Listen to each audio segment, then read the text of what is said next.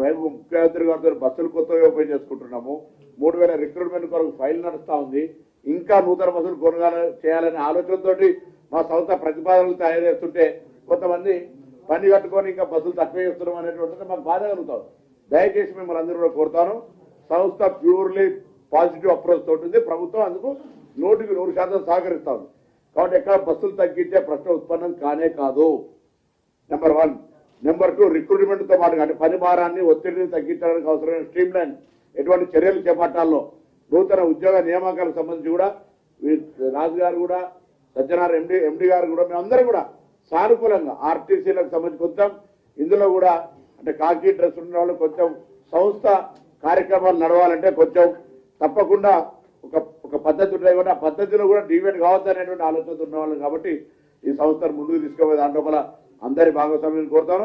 ఈ యొక్క ఫిట్మెంట్ 16% నుంచి 21% ఇచ్చినందుకు గౌరవ ముఖ్యమంత్రి గారికి, అదేవిధంగా గౌరవ ఉప ముఖ్యమంత్రి బట్టి విక్రమార్క గారు రేవంత్ రెడ్డి గారికి, బట్టి విక్రమార్క గారికి ఆర్టీసీ సంస్థ తరఫున అందరి పక్షాన హృదయపూర్వకంగా ధన్యవాదాలు తెలియజేస్తా ఉన్నాం.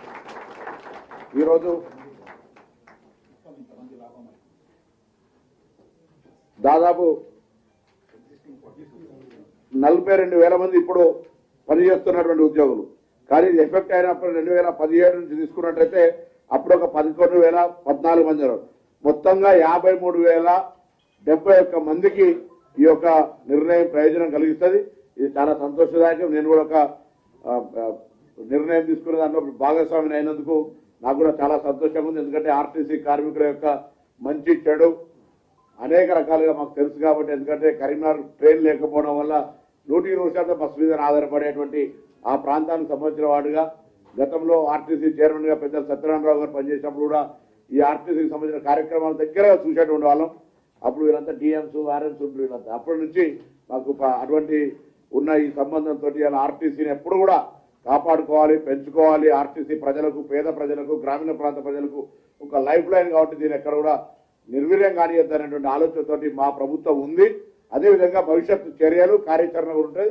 ఎప్పుడు కూడా డౌన్ టెంపర్మెంట్ అనేది, దీని యొక్క డెవలప్మెంట్ అనేది down కానియం.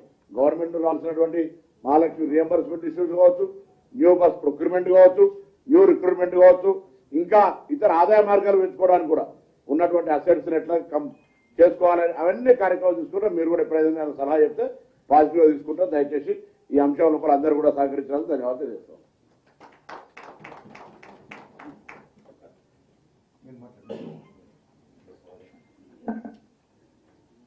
Honourable minister for transport Ponnam Prabhakar గారు, మన ప్రిన్సిపల్ సెక్రటరీ గారు శ్రీ శ్రీనివాసరాజు గారు, మన టీం టీఎస్ఆర్టీసీ, ఇది ఒక చారిత్రాత్మక రోజు.